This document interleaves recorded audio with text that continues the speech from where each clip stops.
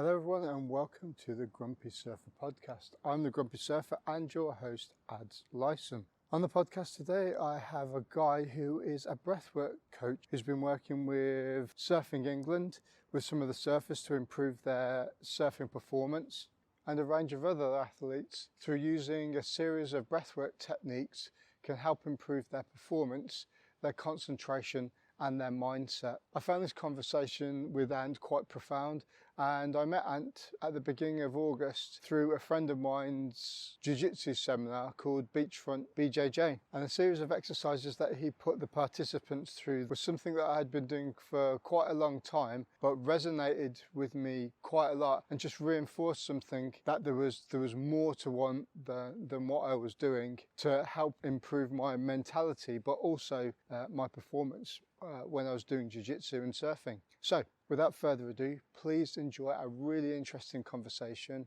with an awesome guy, Anthony Mullally.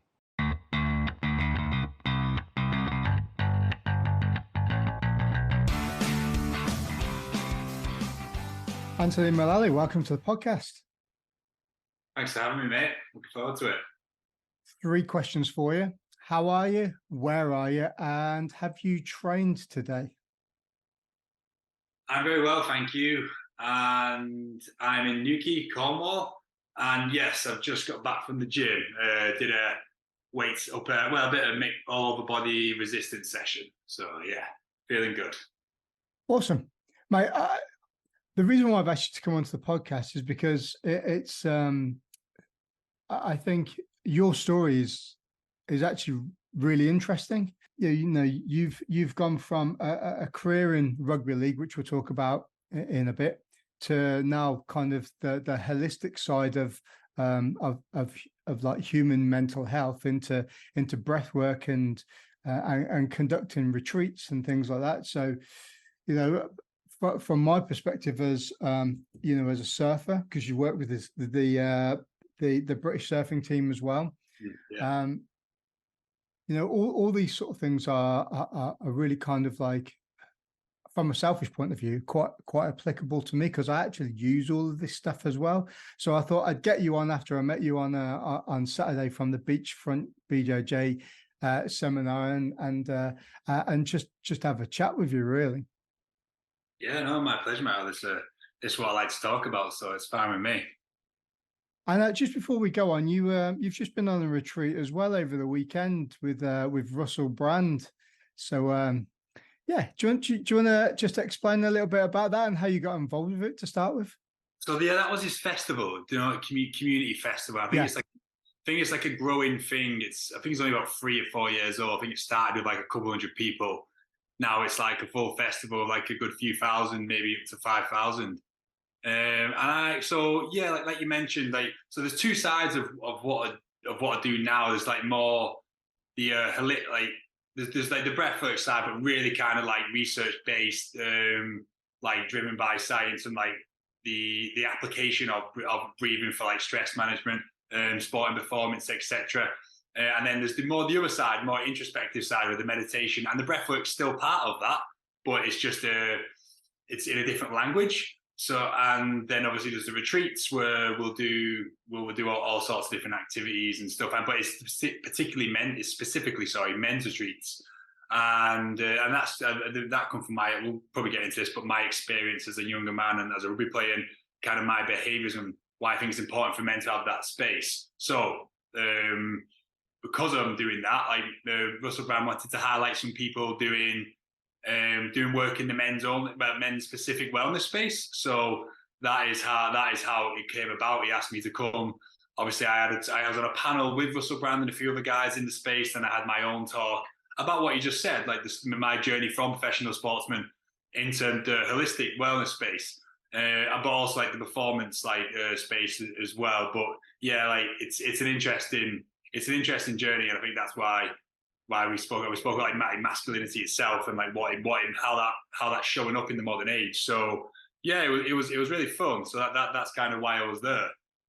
I think what you're doing is particularly interesting because you're talking about masculinity and men, and there's always this stereotype, isn't there, with holistic space and yoga and breath work and that. And I don't mean this to be in like in a sexist way, but it's all very kind of orientated towards women, especially. And again, I'm not using this as a stereotype at all.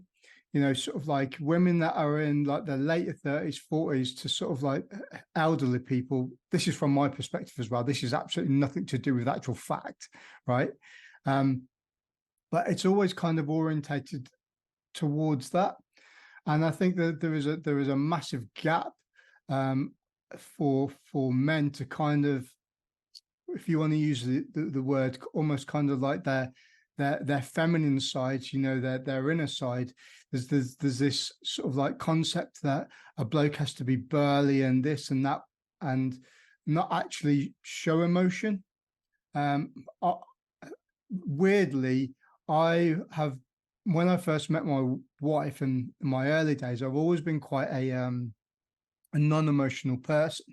So I don't show that emotion. But over the time that I've been away in Afghanistan and Iraq and I've come back, and I think, and starting this podcast, you know, we've been going for 3 years now, and talking to people like you, it's really kind of opened my eyes that actually I never really used to talk a lot, and now people can't shut me up. And I'm and I open up, and I'm really kind of open with how I'm feeling, and also kind of expressing myself. This is to the detriment of my wife, by the way. She absolutely hates this now because I'm always asking her stuff, and she's like, I wish you were the way you were like 15 years ago. Now because they shut up. Yeah, so kind of, I mean, let's take it right back to the root start. So rugby league, you're a northerner originally. So, you know, where did you grow up and how did you get into playing rugby? So I grew up in a town called Widnes and just what we can unpack that, what you just said as well in a little bit, because that's some really good points, man. That's kind of what that's what a big area of focus for me at the minute. And but we can get, so let's go back to that. But yeah, so I'm from a little town called Widnes in the northwest, near like Wigan, St Helens, that like epicenter of rugby league, obviously away from Yorkshire. And I got into rugby because that's just what we did. You know, that was my demographic. We played rugby. Football wasn't very big. It was just a rugby town, so it was only a matter of time before I started playing. And my friends played at a team near my house. I live right next to a park, so I used to just start going training on Tuesday or Thursday, and yeah, it progressed from there. I never really had like a desire to be a professional rugby player. It just came about. So yeah, that's how it started. And do you want me to just go into my career quickly? Yeah, I mean, I've got down here that, you know, I always do a little bit of research on people. So I've got down here that you actually played for 9 teams professionally, and that's not including the teams that, you know, you grew up like the small club kind of games as well. So, you know, that's pretty impressive in itself, quite diverse, I would say. Yeah, more clubs than Tiger Woods, people would say. So a lot of those clubs were when I was kind of coming through, I'd go and do a registration to like another team. So as I was kind of, because as prop forwards in rugby league, we take a little bit longer to develop, and I probably didn't like come into my own until I was like 24, 25.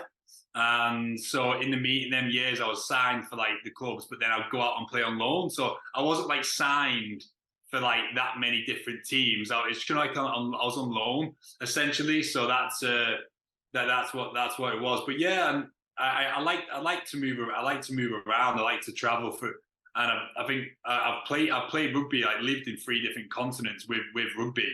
So it's been amazing the journey. So.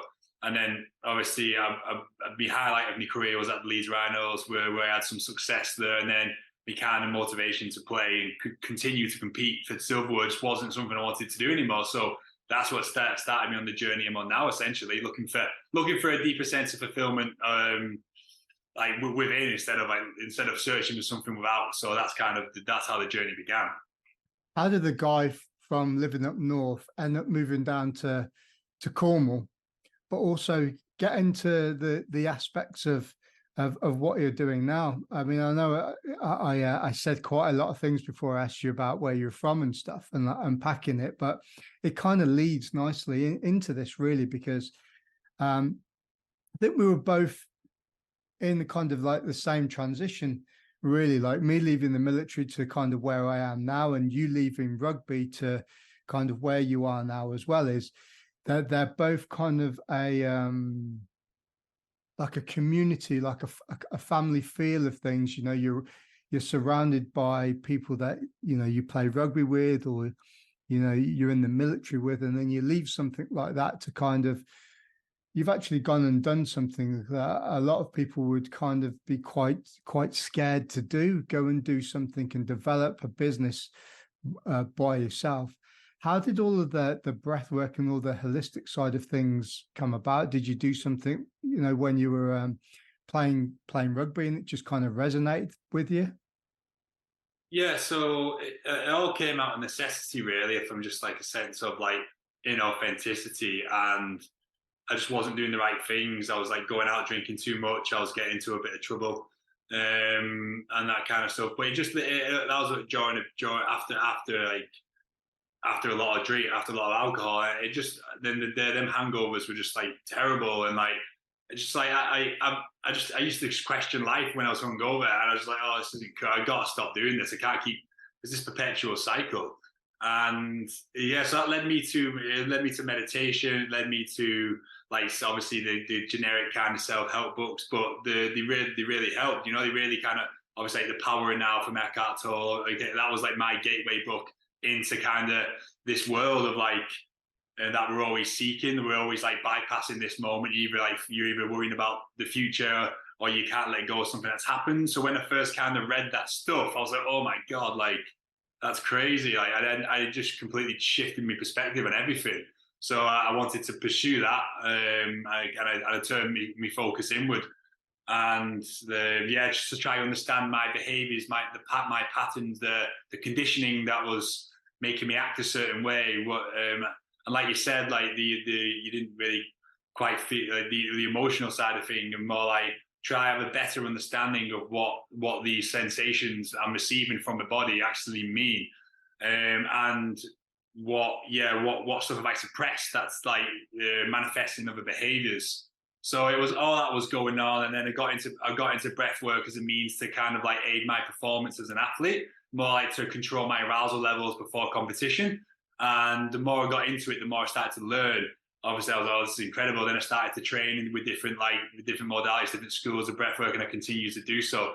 But I've been for the last like 6 years, and I'll probably never stop. So, that's how I got into it. I didn't really have a desire to be a breathwork practitioner or a coach. It just happened because the retreats came first, really, and then I was doing the breathwork, and I thought, oh, I'll save money not getting a practitioner if I did a breathwork on the retreats and the meditation style stuff. So it kind of come from that, and then obviously I just carried on. I carried on training to the point where the breathwork's my main thing now, and the retreat's something on the side.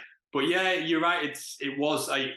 And obviously, and if you can't be brave. You can't be brave unless you're scared, can you? Because then you face that fear, and having to stepping away from the very comfortable salary of rugby, which I retired a year ago. I'm only 32. Probably could have played till I was like 38, probably. My body's in good condition, and yeah, I just had this desire to, like, I was following that path of authenticity. I was like, if I step into this space fully. And I believe in what I'm doing with men and other people, giving people the tools to kind of deal with a lot of the stresses that life brings to us.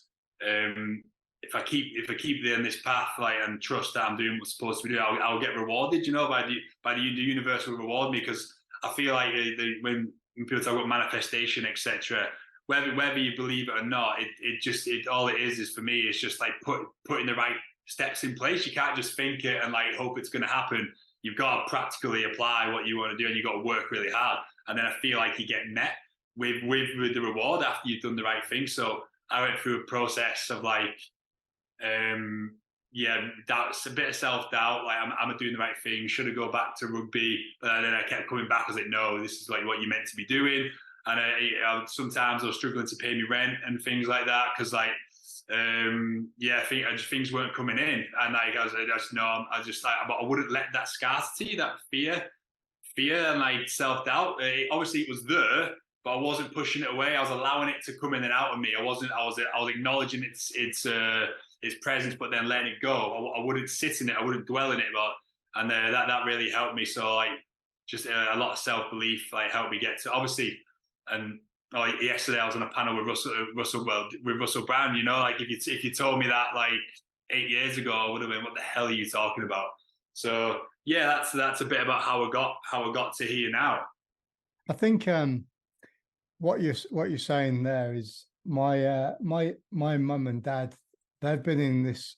My mum's been into like the holistic therapy side of things for gone 20 years.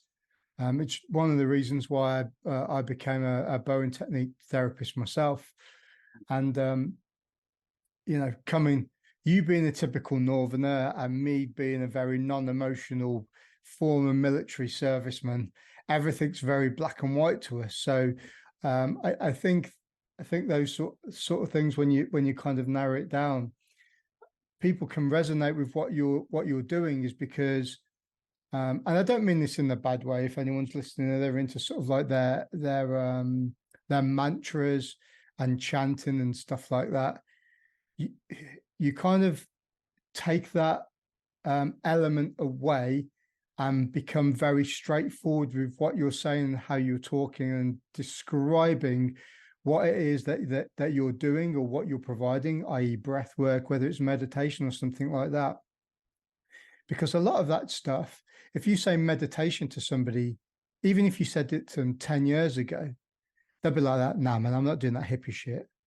Whereas now today, it's not about that. It's more about mindfulness. And because mental health and stuff is such the forefront of people's, in the forefront of people's minds. I mean, my wife, even today, she's on calls with people. She's doing a degree in cognitive behavioral therapy, but she's been in the mental health space with the NHS for the last sort of like 15 years. So it's kind of recognizing that, and it's becoming quite a prevalent thing within people's personal their own traits, really, in the way that they deal with day-to-day life. And I think the way that if you can get across what you're doing, and you can get men, not necessarily men, but men, into thinking like that, and it's not just some out there thing that nah, I'm not going to look at that, I'm going to go down the pub and have a beer, then that's a super positive thing. And like I'm very much when it comes to kind of people that present themselves as well, that you are what you eat. So I look at you, met you the other day, you're about twice my height. What, you're 6'5"? Not that. Yeah, 6'5", built like a brick shit house, right? I'm 5'6" and probably about half your width. So, but my point is that if I can see somebody like you doing that, it almost kind of makes it okay for when people come to your retreats and stuff, and they're a little bit skeptical about it, I would say. They go, do you know what? There's something in this, I reckon. And one of the things I was actually trying to say to you before I went off on a massive tangent, sorry, is have you ever read the book The Secret? You probably have. Yeah, I read that when I was like 20, 21, and that subliminally kind of that didn't kind of bring a big shift in me, but that just kind of, oh, it's interesting. So then I started to journal and stuff like that from then. But it wasn't until I read The Power Now when I was like 25 that made the big shift. But yeah, I read Secret's like quite an easy game. But I think with The Secret, it's just a bit. There's not enough talk about action. I don't think it's more about just like imagine it. So but it's obviously it was a big difference for me. But yeah, I appreciate that, because that's pretty much my like USP. Like I try, and I mentioned this in a post I did last night. Like that is what I try to do. Like if they see a guy like my background, like how I look doing this kind of stuff, they might not associate it with so much like woo woo. And I think what we should be trying to do, I'm kind of like, I'm having like ideas and thoughts on like the men's space and how we move going forward. And I believe we need to change the language. We need to change the language we use. And so the issue is like, yeah, we'll go to the pub for a pint and we're going to mask stuff because we don't want to feel what we have to feel, because that is associated with different things. It might be vulnerability, it might be weakness, etc. So we'll kind of push it down, but that just suppresses, doesn't it? As we know. So it's like, so then how can we change the language that makes this more accessible to men? And I think there's a process called I think I mentioned this at Beachfront BJJ. There's just a process in the body that's called interoception, and essentially you probably know this, but essentially it's just the bidirectional communication between the body and the brain. And so, it's the environment when things happen, whatever it is, an angry dog's barking, etc. Then the body starts to heart rate starts to go, breath rate starts to increase, the frequency increases, but we don't actually experience anything until the brain picks up these signals from the body. So that's the sensation getting sent to the brain. Then the brain interprets these sensations and will bring an emotion appropriately to what the situation requires. So that's well known in like neuroscience and science. So I think like kind of having a conversation of like this is sensations in the body that's triggering emotions, and then emotions come in narratives in the mind. So it's like, right, can we start to like just learn what these sensations mean? Can we take time to just like delve in, instead of saying emotions, because again that's got uncomfortability around it and stigma around it with men. Like there's so many abstract terms to talk about men and emotions. So I just think a simpler language needs to be spoken. And like, look, there's nothing like, let's get to the bottom. Let's what's in the body is causing this, and like then we pay attention to the body, and then we can start to understand a bit more of what these emotions mean, and then we can express it. Then once we feel into the sensations, we then can interpret the emotions, interpret what it means, and then from then we can express it in a more healthy manner because we've got that better intelligence. So for me, it's all about emotional intelligence. That's what I'm starting to bang the drum on that. We need better emotional intelligence because I think that's a better word than I don't know, like feel your emotions. I don't know. I just think the language we need to use needs to change. And I don't know where that starts. Like I'm not a psychologist, so there's only so much I can say, but I can bring this from my own point of view and see how we go. But there's lots of different ways to do it. But yeah, that's where I'm at with it. I keep saying I think the word I would probably use the word being present in what you're doing. Now I've read a few books to do like the military, but I think it kind of this kind of threads into jiu-jitsu and surfing quite a lot, because within those sports, or you could say life even as well, really, is that whenever something happens, whether you've got an aggressive opponent in jiu-jitsu, whether there's a bigger wave than you're expecting that's coming, but you're going to turn and go anyway, you've got that fight or flight mechanism, haven't you? You've got your different nervous systems that kick in. So I think if you can recognize that as a person, and when something like, I don't know, fear kicks in, instead of having that sort of like blank moment where you don't know what to do, and that's kind of where you become stiff and your brain doesn't function properly. If you can control it and also make it recognize that there is something going on, how you can make your body react to that by connecting the body to the brain, then that becomes a trained response then, and it will make you react better in different situations, whether it's your home life, whether it's on the mat as well. You're a white belt, right? In jiu-jitsu. So being underneath somebody that is having that constant pressure going through you, you've got two responses. One, you can just give up to it and keep your frames in and wait for space so you can move. Or option two, which is predominantly people that are newer to the sport, go mental. Their natural response is to try and push that person away. As soon as you start pushing somebody away, somebody a little bit better is going to take your arms, and submit you. The same within surfing as well. It's all about commitment. If you're out on a bigger day that's out of your comfort zone, but you're in the right spot, that wave starts coming to you, it starts peaking. You're on that inside section that's just about to break, and you can paddle into it, even if it's bigger than something you've ever paddled in for.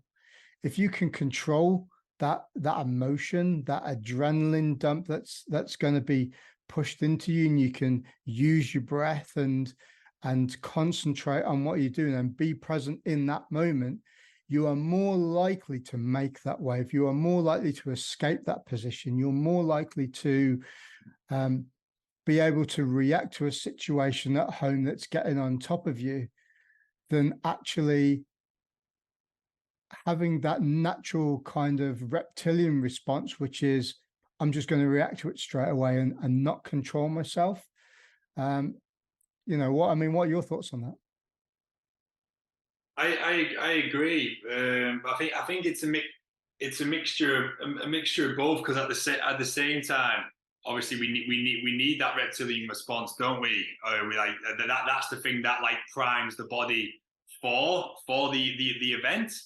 But yeah, I agree. If that consumes you, then if you've not like conditioned the body. So you condition your body to stress responses, and then the sympathetic response isn't as strong. So you're able to deal with the occurrence without the insula firing the information through the amygdala, which is then going to cause a lot more fear. So, but I agree. And so when I mentioned interoceptive awareness, there's studies being done randomly on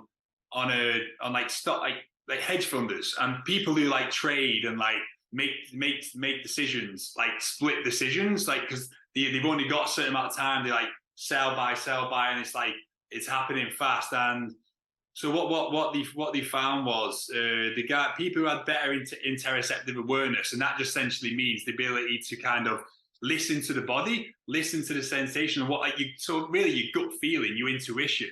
So because we're so disconnected from that, because we get the feelings and the mind doesn't know how to necessarily interpret them, that we act against our own instincts, our own like gut instincts. So, but the greater interoceptive awareness. So the greater it's shown is the people who have the better awareness, they're able to make the better decisions in like high risk situations. So for you as a military man, that would have been really good for you, for the Marines and those guys, like to have that the better awareness of what the body's saying. Then you act, and acting on it because you've really tuned in. So yeah, sometimes it might not be, you might interpret it wrong, but if you spend time really kind of, and there's different practices we do for that, and it involves being present, like you said. Only when you're present and you're focusing inward is that's when you can kind of build it. So you build the relationship with the body and obviously the gut, and then you can act on it more, and then the more you've trained that and the more you've learned that, then it actually becomes a bit more autonomic in high risk situations, and that's what the study's shown. So that was really interesting. So. Yeah, I think it's a balance of listening to what it's saying, and then using our top-down control to put the body in the best position it needs to be in. So if you're too erratic before that big wave, comes, then like you say, you're probably going to make the wrong decision. So yeah, that's my take on it. I like the way that you were talking about the I can't say it. No, interoceptive responses, because it's something that I've always been quite interested in. I've been in a lot of combat situations, over my time. Did quite a few kinetic tours, and I always kind of found why everybody was like so wired, like, and how people responded in different ways, because I was always one of those people that, like I said, I've always found myself to be quite non-emotional, and this was no different. Being shot at and someone trying to kill you, I don't think you can get any more Neanderthalic about that. One person trying to kill the other person. There's your fight or flight right there in front of you, and how you deal with that situation. And I remember just kind of being in those situations, bullets whipping past my head, and RPGs and stuff going off next to me, and I'm looking around at people, and some of the guys are kind of like honed into it, and other are very sort of like almost that kind of shell shock response. They're kind of like, yeah. So they're kind of like, they're in that fight or flight. They haven't made that cognitive decision yet, whether they're going to control what they're doing, or they're just going to let their body take over. And that's where conditioning comes in, right? If you condition yourself into breathing, into refocusing yourself, we used to call it, looking through a SUSAT through your sight.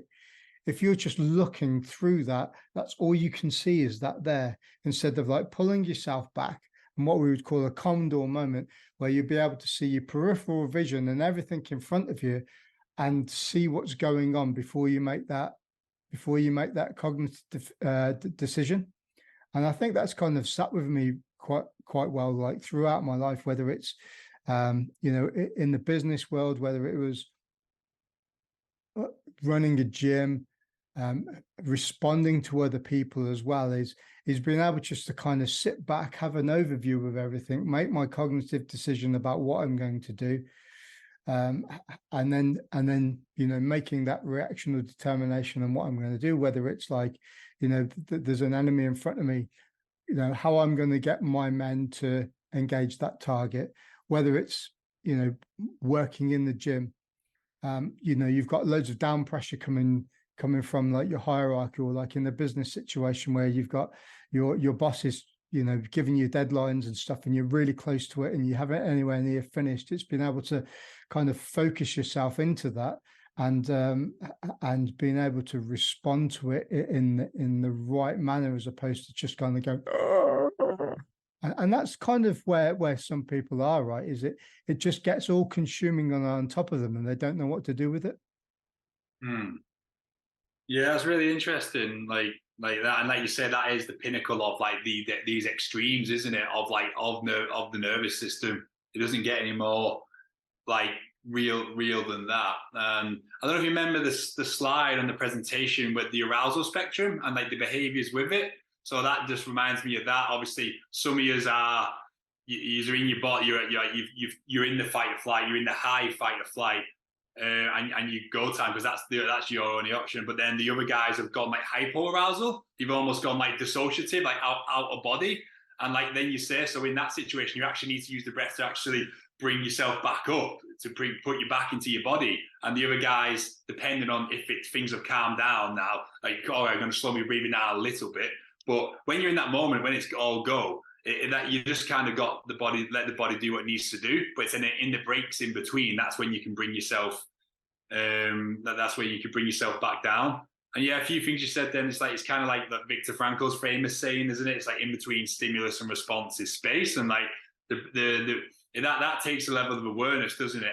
And that the breath is the place, because of how it is, where it sits in the brain. It's like this bridge in between the conscious and the subconscious, so you can kind of like snap yourself back into this moment after something happens, bring yourself back, obviously rationalize and then go from there. But obviously, a lot of us can't do that. So it's kind of it's training that, isn't it? Yeah, and that's a key thing, right? And conditioning is a massive thing, and conditioning isn't just about conditioning yourself to be strong in the gym, conditioning yourself to be a professional surfer or a lifter or whatever it is. It's conditioning yourself to your environment or kind of your responses as well.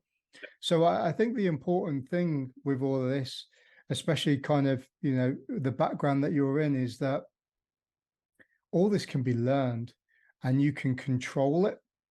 And I mean, this is kind of something that's just come off the top of my head. How do you find when you get people that are completely beginners to the breath work and meditation? What do you find is the hardest thing for people to stick with it and to maintain that conditioning to do it over and over again so that they get better? I think it's just kind of. I think I said this on the weekend. It's dispelling the myth that they have to like just sit down and clear the mind straight away, because first of all, that's gonna put people off, and it's this inattainable task. So you start with really simple things, like say, look, just give me 5 minutes in the morning. Like everyone's got 5 minutes in the morning. Just get up 5 minutes earlier, and just sit and just follow this breathing protocol and just follow that. But why you counting it? Also, just like notice where the breath's coming into. Notice like the expansion, like bring it lower, expand the ribs. And so it's essentially what you're doing there. You're reducing the breathing volume to a certain breaths per minute, which is going to regulate the nervous system. But also you're building like sensory awareness and like building a neurological connection between the brain and the like the diaphragm to bring the breath nice and low. So we're working breathing mechanics as well as. So you wake up in the morning. We're bringing a balance to the nervous system before we go out the day. So instead of just waking up and I'm just going to follow one thing after another, we're going to do this practice. It's going to bring you into the moment. And I think essentially meditation is bringing you back into the present moment, so you become better at being in the present moment when life happens to you. So, because if we're always for somewhere else in our mind, the chances of us like dealing with a situation optimally in that moment isn't, like you say, isn't optimal. So the practice of bring yourself back into the moment, bring yourself back into the body, allows you to be better in like dealing with things in this moment. So dispelling the myth, giving people easy tools, and then once they've built the concentration, because that's building concentration and focus as well. So there's a lot going on in 5 minutes. And once they've built this focus and concentration to be able to like focus inward, then we can start focusing on sensations in the body. Then we can start focusing on where it is, what that means, and then we can start to build like we can write it down afterwards. We can like we talk about it. So and then that's when we start to build like emotional intelligence. And then once you build emotional intelligence, so the big things that make us react is because it's a strong stimulus from an emotion, and then we react accordingly. So the more we can kind of create space from these emotions and interpret them, the less kind of hold they have us, and the less we react as strongly to situations. We notice it's something that's passing through us, and it's not something that we are. So like that's the problem we identify with. I'm sad, I'm angry. You're not. It's just you're experiencing it in this moment. So the less you can, the better you can let go of that and let it pass through you. The less control it has of you. So yeah, that's kind of a little couple of step way to deal with it with people. With regard to meditation, I do meditate. I use that in inverted commas. I can't really kind of put my finger on what meditation is. I've watched a bunch of YouTube videos. To me, the stereotype of meditating is when you see these Japanese warriors going up to a mountain and they go into a meditative state and they're there for like 20 years or something. They come back down and they're like, they're fine. They haven't eaten or drunk anything. That, that's by the by. Their body, of course, they don't need that. But that's kind of how I always saw meditation. Everyone's perceptions for it, I guess, are different. And one of the things that I found kind of worked for me was actually when you were doing the little kind of scenario or work group stuff we did the other week. It's stuff that I do at home as well, and it really helps with me going to sleep, because I find, and I don't know whether you found this, it's mad that you've only left rugby over a year ago. We'll delve into that in a minute. But one of the things that I kind of have been working on over the last 18 months is that my brain is most active at night, overthinking things. I've found that recently as well, overthinking stuff. We were just talking about, how do I advertise this? How do I do that? I haven't got enough money to pay for somebody to do this. So let's try and work out how to do it myself. And then all of a sudden you open a can of worms and you're down this endless tunnel of rabbit holes and stuff. And then these little rabbit tunnels have lots of different other holes that go down, and you kind of weave your way through this, subterranean minefield that is the brain when you start to overthink things. So the NHS got given the Mindful app, which I now use. My wife gave me her login details for, and I started listening to it, and it was kind of a little bit, I like the word you used, wooey. Woo-woo. It was a little bit woo-woo, and but I took a few things away from it, and it was counting breaths. And thought, wow, is this what meditation is? So I started off just turning all the lights off in my house and sat down. I can't sit cross-legged because my knees hurt too much, but putting my legs out and just closing my eyes and just counting my breaths. And I started with 50. I went up to 100, 200, 250. And I found, like you said, there's that element of where your mind wanders with meditation, but then knowledgeable, knowing that you've kind of drifted away and bringing it back and just counting that again. I found that like really helpful, and that's what I use now. And it was actually quite a good confirmation of what I've been doing over the last 2 years, when, somebody that's obviously done a lot of research and now, you created a living out of doing this. And I'm like, do you know what? This is actually pretty cool. Somebody acknowledging the fact that I'd been doing something, internally in my head. Not you didn't know that, but it was really cool. And when I try and tell people about it, give them a little bit of advice on, I can't get to sleep, I'm not sleeping very well, and this is what I do. They tend not to pay too much attention to it, or I can just see them like, when you look at somebody sometimes and they're like that. What planet are you on, mate? And this is kind of where dispelling those myths that you're talking about, I think, is absolutely amazing in kind of the way that you're coming out and doing that. Yeah, and I think you just kind of I think that's what meditation is for me. Meditation takes many forms, and there's lots of different ancient practices, but a lot of them come down to becoming the observer of the thoughts, of the emotions, whatever's going on in observing the thing that. So it's different meditation. They turn your attention back to the thing that's observing. So get your head around that. So it's like the thing that who is aware, who's aware that you're aware. So look at that, and well, essentially what you're doing is, you're coming because like you're not going to stop all that. So maybe some people can transcend. I don't know. I'm not one of them. So for me, it's like sitting there, and it's training. Basically, it's training. It's like concentration training. But you're also, in doing that, you're loosening the grip that the thoughts, that the emotions have on you, and you can just see them for what they are and let them come past. Yeah, of course. Then you're going to think about what you're having for breakfast or dinner, and that's going to go. But oh, right, I'm lost in my thought. Come back, and I like to say sometimes when I'm leading, I say, come.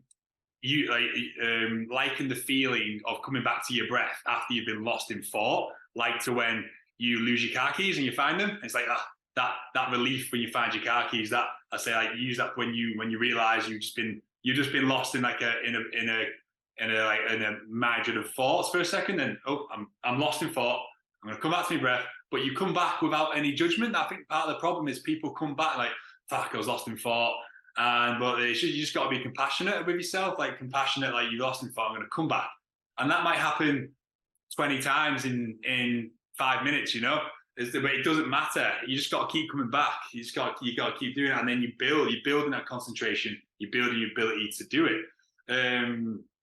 So yeah, that's kind of you nailed it. That's what meditation is for me. And yeah, using it in a language. So in more, okay, you're going to do this is actually going to improve focus and concentration. Kind of using that language instead of like other styles, it makes it more appealing to people. So yeah, it's all about the language you use with it, I think. And then if I like to think that I'm good at guiding it. So that you got to be a good guide as well. You got to distract. You've got to create the right confines for people to kind of step out of that mind space for a little bit. So if you can do that with the right cues, the right calls, people can have a good experience. I think, like you said, the vocabulary and the words used for it, it can be quite difficult, purely for the fact that you're trying to describe lots of emotions all encapsulated into one thing, into kind of one moment, I guess. And I do find it quite difficult. I mean, you'll be better at it than me because it's your job now, but trying to reword it for somebody so it doesn't create, like I mentioned at the very start of the podcast, creating those stereotypes straight away. I've been in lots of yoga and I guess you could call it like breath work, or what you would I'm using stereotype a lot. What you would stereotype holistic to be, that very much Indian chanting, all that sort of stuff. That really doesn't do anything for me. If you're into that, that's brilliant. I know lots of people that are, but I just needed the correct wording for it, and it took me a long time to try and find it, I think, and trying to describe it to somebody without it sound like you're behind the bike shed smoking a spliff. It can be quite difficult, and I think, like you say, trying to reword it into a fact that people can actually get familiar with it and resonate with it really, really well is what's going to bring people to it, more so than seeing somebody sat at the top of a mountain levitating on the peak with their fingers and eyes crossed and stuff. Because again, that is kind of the vision of people, isn't it? When you see meditation and stuff like that. Yeah, and that's not accessible. Like, and so I speak about this a lot to my business partner with the retreats, and like we've been around even when I first got into like the spiritual kind of side of things. You can become a bit too like you disidentify too much. Like, oh, you almost get like you're this like you're almost like too good for your thoughts and emotions. Oh, I'm not this body. I'm like I'm like part of like the universe, etc. And people become too ungrounded. People become too like airy fairy. And I had to come back to me, but I was like, no, you're in this body. You're in this carnation. It's what you're here to do. Some people can't deal with it though when they go into this kind of world and they become too like out there, too airy fairy, it's a spiritual ego essentially. And some people have to disappear, live in the obviously unless you've chosen life as service and you live in the hill, you live in the monastery, etc., and you just meditate. That's fine. But the rest of us need to live in the world, and it's about, can you still find that level of stillness and peace amongst all the chaos of life? That's where the goal is for me, being able to get yourself in a place that no matter what happens in life, obviously it's going to affect you, but it doesn't derail you. It doesn't ruin you. And that's where the kind of work comes in for me. Like that's why that's the most valuable part of it. How have you found integrating what you're doing with others? Sporting teams. I mentioned, this podcast is about surfing as well. You've been part of the GB surfing team as well. I mean, how did that come about? So I think you had Nick on last week, didn't you? That's right, yeah. My BJJ coach. So he he recommended. So Joe Gray, one of the new performance guys at GB Surfing, was at Nick, asked Nick, do you know any breathwork guys? And thankfully Nick recommended myself. And yeah, so I went with him. I still do work with him now. Some of the guys on a one-to-one basis, and if they've got camps coming up, I'll work on it. It's really good. Again, I know the right language to use. I was in like a 15-year professional career with rugby, and I know how to talk to like the sports scientists, the S&Cs, like the physios, and I speak a language they can understand, and I'm not stepping on the toes. So it's for me, it's all about like giving them the confines that they can put themselves in the best position to perform. And that might be like helping with sleep before a competition, helping with anxiety before a competition, allowing them to come back into their body. Because we talk about flow state, you access flow state when you're in alpha brain state. So you can and you're in alpha brain states when you're deeply embodied, deeply focused on a task at hand, not when you're everywhere thinking about stuff. So there's a real space for this in professional sport, and because you have to be able to guide someone through that. So an S&C, you can't just do that, because you have to be able to like talk to them and like put them in. So it's a whole different training in itself. So there's definitely a space for that if you know what you're doing. So, but you have to speak the right language. You can't just be too like woo woo, or they won't take you seriously. So because I've trained with a lot of like different doctors, respiratory physiologists, and the breath, I'm speaking the language they like. So yeah, like different sports, different. So I'm going into GB Taekwondo soon. I'll do one-to-one work with Olympic athletes. I've got a one-to-one with well, I won't say his name, but he's one of the UK's best grapplers. He's in ABCC, so there's only two of them, so work out. So after this, so yeah, like I'll make it relevant to different sports, you know. That's what I really enjoy, like doing it in pro sport. How are you finding your jiu-jitsu journey? Because you've only started in the last year, is that right? No, about 20 months in. Okay. So yeah, I'm a long-serving white belt, and yeah, I'm loving it. I'm loving it. Obviously I did the whole thing. I went too hard at the start. I got a few little injuries, and now I'm really like taking it easy, slowing it down. Obviously, because of my size, like my game is obviously top pressure. I'm from the feet. I love wrestling. I love like takedowns, but I'm like, I never really get a chance to do that. So I'll just like play guard a lot, working on that. And yeah, just trying to like be slow, like kind of like that. Yeah, just like you said at the start, like if I'll kind of get myself in bad positions purposely, and I'll wait for me chance to kind of get out and stuff. So yeah, I'm trying to play a bit of a small man's game, like as a big guy. That's kind of what I'm trying to do. So yeah, we'll see how we go. I'm loving it, mate. I'm loving it. Yeah, it's great. All you need now is a giant to start training at the next place, so you can have play your small man game. Exactly. Yeah, and have a good scrap sometimes as well. Yeah. With you, in regard to sort of your retreats, what kind of work do you do within those? Because I'm quite intrigued about like retreats and stuff like that, because I've been invited to do therapy on a couple of retreats, and I've been asked to do a surfing retreat next year as kind of like the co-host of it as well. Nice. So I've never really been involved in anything like that. So what for you from a holistic point of view, what is involved within retreats that you're involved in? Yeah, retreats are awesome, man. They're just an opportunity to kind of step away. And it doesn't always have to be because everything's really bad, like it shouldn't be that way. You should do it because you want to create some time for yourself. There's an opportunity to get away from your day-to-day patterns and habits and just kind of like strip everything bare, step away from your roles that you play, and just immerse yourself in whatever it is you want to do. So for our retreats, it's a mixture of like quite physical things, but also quite introspective things like the meditation, the breath work, the yin yoga, which is like more of like the slower.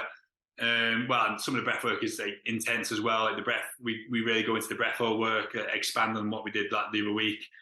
Obviously, just general exercise. I'll do like circuit training we get Nick's coming on to do jiu-jitsu next weekend at it, but it's in Cornwall. Yeah, and like so, like, depending surfing as well. We'll go surfing depending where we are. Obviously, if it's in Cornwall, so we can. So we change it. If we go foraging, so it's like a mix. We check. We look at the layouts. Okay, well, this needs to go here, and it all builds up to like a certain purpose. And I've trained in a breathing style called conscious connected breathing as well, and that's a bit more on like it's more of a healing modality. It kind of allows like stored up emotion, like blocked stuff to kind of like come up and like be processed. So that's in the last day, and everything kind of builds up to that to make that it's quite a powerful session. And so yeah, that's kind of the crux of it, and it's always outdoors. Like part of the work is I'm just gonna put my phone everything on charge before it goes. Part of the work is like being in the outdoors for like 3 or 4 days, like kind of like just immersed by nature, and that's like kind of rebuilding that connection a little bit as well. So yeah, that's a brief summary. And obviously around the fires in the evening, we'll have like a bit of a topic to talk about, like certain stigma to break down, like what we want to, like just like check in, see where things are at. Like that's where like the kind of internal vulnerability comes into it. So yeah, that's a bit of a rough summary of what goes on. Awesome, mate. We've been nearly going for an hour, so what I'd like to do is, just to get your perspective on what are you doing at the moment, what's coming up, and where can people, find your content that you're putting out there. Yeah, so it's summers in this industry. It's busy, so I've got all sorts of stuff coming up. I've got my retreat next weekend that's sold out, but I've got a retreat October, November, which the spaces for the October one's in North Yorkshire, the November one's back in Cornwall. Yeah, and then I'm just here. I'm off London soon with bits of work, but yeah, my Instagram, obviously that's where the majority of my stuff comes from. Then I've got my websites linked to there where you can like look at the retreats and stuff like that. So my Instagram's like Mullally 91. Yeah, so obviously I have like one-to-one clients as well, like working with like dysfunctional breathing, like getting to the root of what's causing like things, some like certain stress and anxiety, and yeah, we work with that. So yeah, that's kind of the nuts and crux of what I do and where you can find me. Mate, it's been super interesting talking to you, and I think I've learned a couple of things as well, which is amazing. And yeah, if anybody out there is looking to do breath work, whether it's surfing or jiu-jitsu or just for some mental health, definitely look up Anthony's socials. I'll put the links into the podcast blog at the very end, and his website as well, so you can go and see what this massive human of a person is all about. Anthony Mullally, thanks very much for joining me on the podcast. No, thanks for having me, buddy. Cheers, mate. And that's it.